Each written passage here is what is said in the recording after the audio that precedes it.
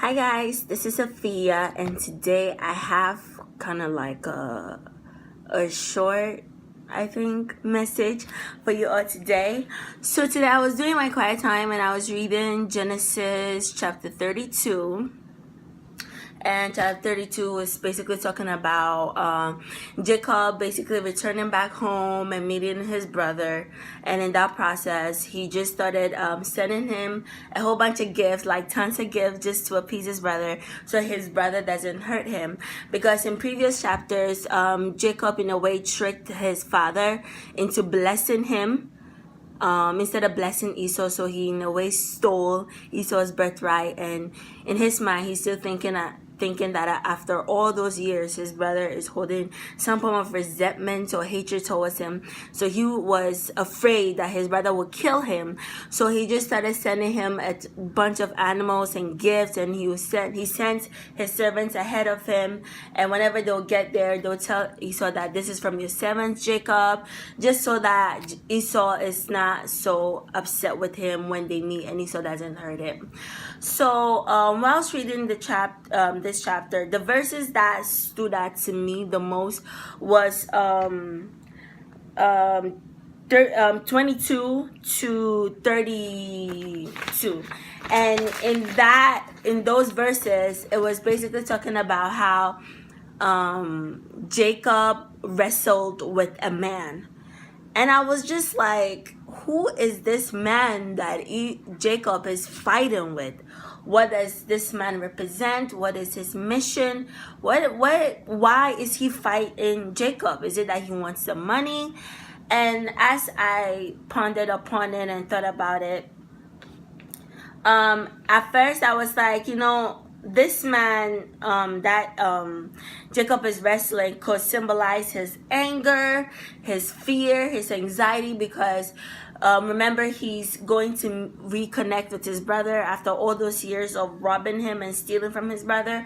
So in a sense, maybe that that feeling of fear is just frustrating him. And when like you're consumed with guilt, how it just overwhelms you. So maybe I was like, it could be his guilt and fear.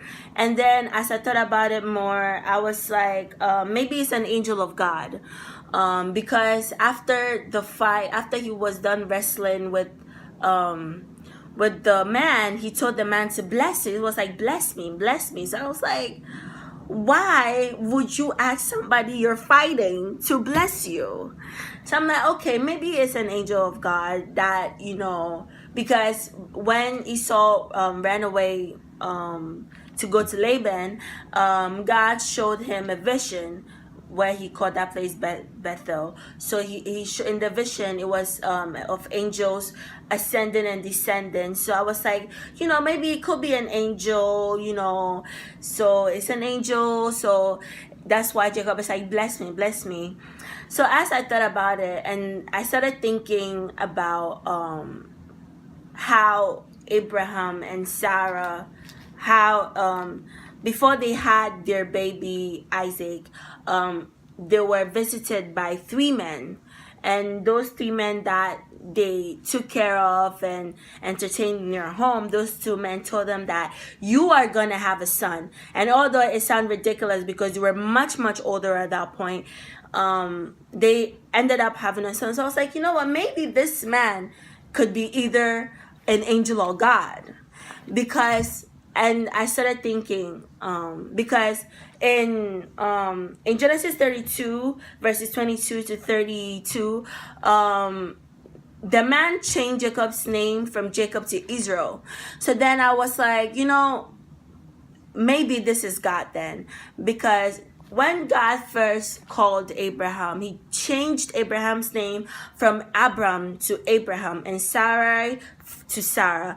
And then when God told him that I'm going to bless you with a son, and your generation is going to be like that of the sands of the sea and that of the beaches, I was like, maybe this is God. And this is the same thing as it was for Abraham and Sarah, because Abraham and Sarah, even after God prophesied to them that, and God told them that I'm gonna bless you with a bunch of children, they still had to fight for years and struggle, years of childlessness, in order for that to come into fruition.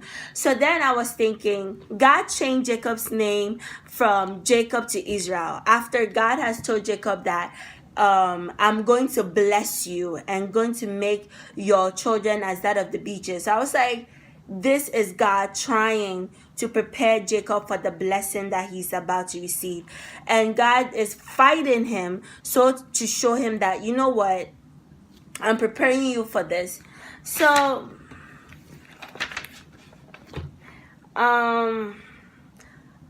in previous chapters, God instructed Jacob to leave Laban, and Jacob followed.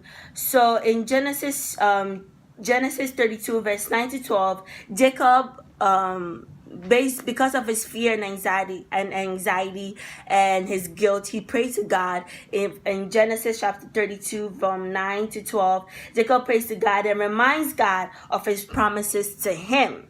He told God that, God, remember that you told me to leave Laban. You told me to come back to my fatherland. So I am just like you promised, and you told me that you're going to bless me and my future generation. He reminded God of that. So God fighting with Jacob is same as Abraham and Sarah's ordeal, because Abraham and Sarah had to suffer years of childlessness, and I'm sure that they faced a lot of ridicule and a lot of people laughing at them and saying that God is telling you that he's gonna bless you, but yet look at you, you're old, you're not gonna have the kids. So that was in a sense their fight with God. Their fight with God was in that sense. And in Jacob's, it was a physical altercation, was a physical fight with God. So Jacob prevailing showed his resilience and proved himself to God. And God changed his name from Jacob to Israel to show that achievement that he's received, because he proved and showed that God, I have the faith, same as Abraham and Sarah were able to, of years of ridicule and of years of childlessness and of years of suffering, prove your faith to God and continuously remained had faith in God in that journey. So the lesson here is that each battle we face is to prepare us for what's ahead of us. And think of it this way. When, let's say that hypothetically your parents own a major company and you want to be the head of that company, so your parents are like, instead of just promoting you right to becoming the CEO, they make you start from the bottom and they make you work hard. They make you like, you suffer with the other people that are suffering in that company. If somebody's doing a dirty job, you're doing that dirty job. You're doing everything because you want to prove yourself worthy to your parents that I can take care of this. I can take care of this thing that you have achieved. So that's the same thing that God does with us. Every challenge, every battle that we face is to equip us for the next battle, the next step in life. Because if yesterday I went for this fire revival that the youth in my church we hold annually, and the pastor said that life is not meant to be a smooth sailing journey. There are gonna be bumps and there's gonna be challenges, and those challenges is what gives us that testimony, that resilience, that equips us, so that if we face anything, it's like we know that we can, if we were able to handle something much bigger than this one, it's just a breeze. So today, that is my message to you all. I just want you to always know that whenever you feel like you are in a battle with your faith, like if, let's say, God prophesied to something to you and it's taken much longer to come true, I just want you to know that it's God just trying to, in a way, you're battling with God here. because in that way, when you prove your faith, when you prove your resilience to God, then he knows that, you know what, this is my child, and my child was built for this blessing that is coming for him or her. So that is my message to you all. Thank you so much, and have a blessed Sunday.